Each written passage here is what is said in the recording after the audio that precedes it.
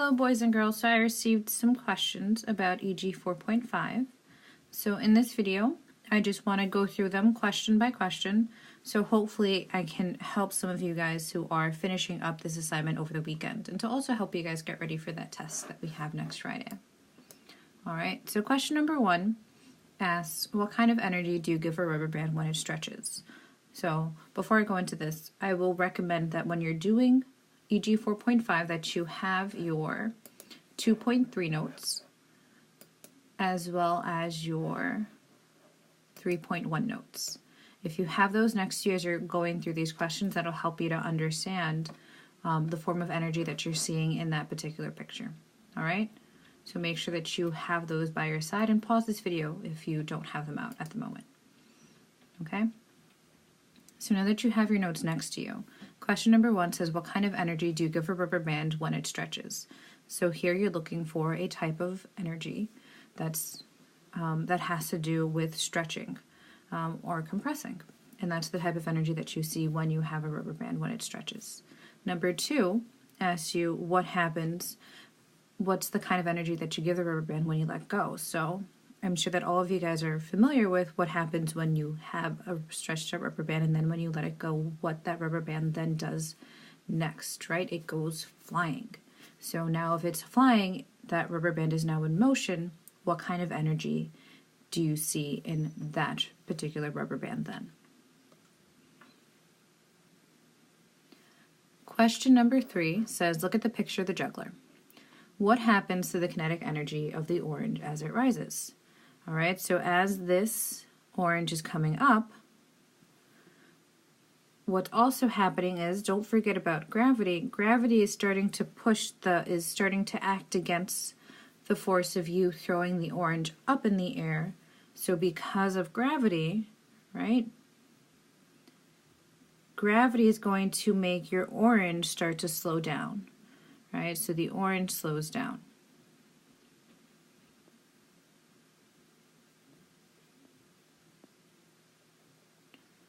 Right? And then just remember that kinetic energy has to do with velocity, which is this right here. So if I have a bigger velocity, my orange is going faster, then I have a bigger kinetic energy. If I have a slower velocity, if my velocity is slower, like the orange, because of gravity slowing it down as it's going up in the air, now what happens to my kinetic energy as it's rising? All right.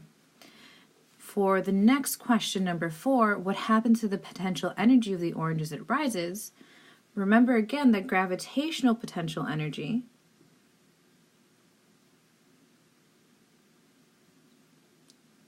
is equal to mass times gravity times height.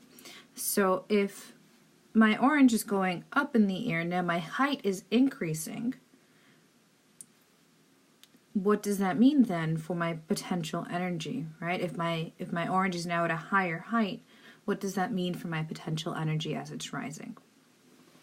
And then, as this orange is now falling down, it's going along with the force of gravity. It's going faster. What happens to the kinetic energy? And then as it's also falling, it's losing height. What happens to the potential energy there?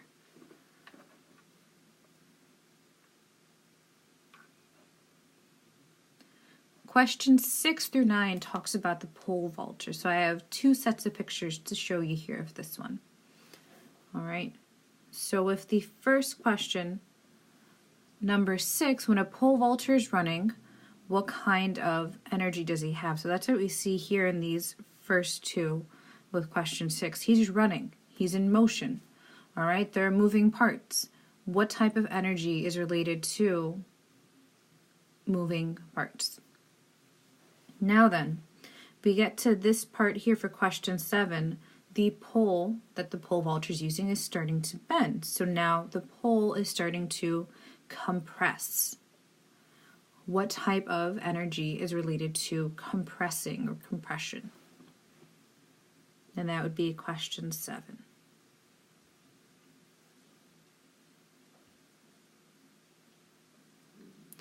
In question 8, the pole vaulter's pole is nice and straight, and that's what you see right here, right? There's a split second when that pole is perfectly straight, the pole vaulter is still holding on. He has risen to the greatest height that he will get for the pole that he's using.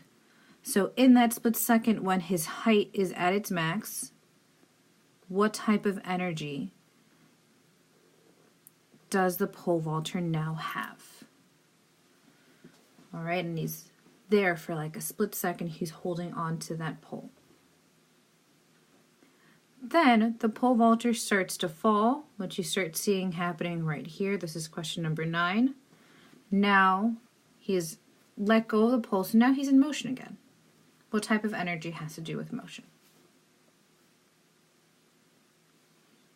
So then just to repeat those, right? So here he's running in this first circle, here he's running.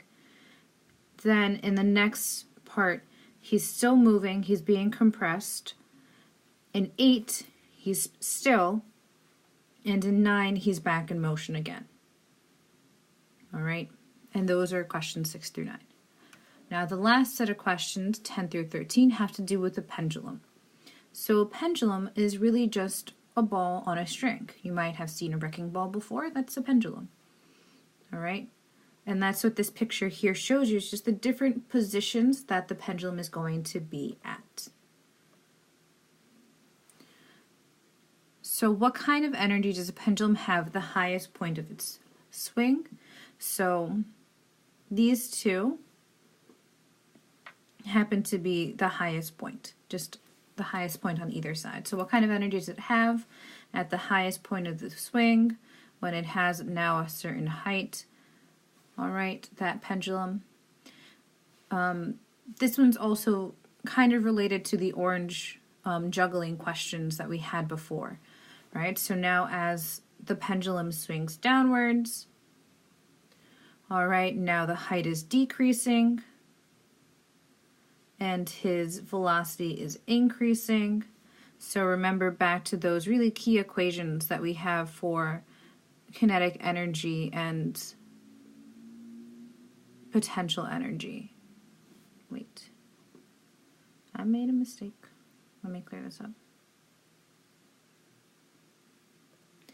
All right, so don't forget the kinetic energy, we can find it as 1/2 mass times velocity squared, and potential energy is equal to mass times gravity times height. So the key things here really are velocity for kinetic energy and height for potential energy. So as the pendulum swings downwards, the height decreases, velocity increases.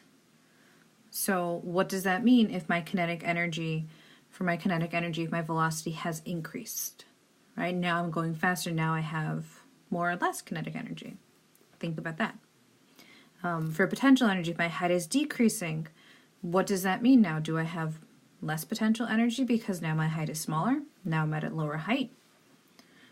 Okay, and then the next question, what kind of energy does the pendulum have at the very bottom of the swing? Remembering that these two A's right here are the highest point of the swing, so its greatest maximum height that it will reach are at A.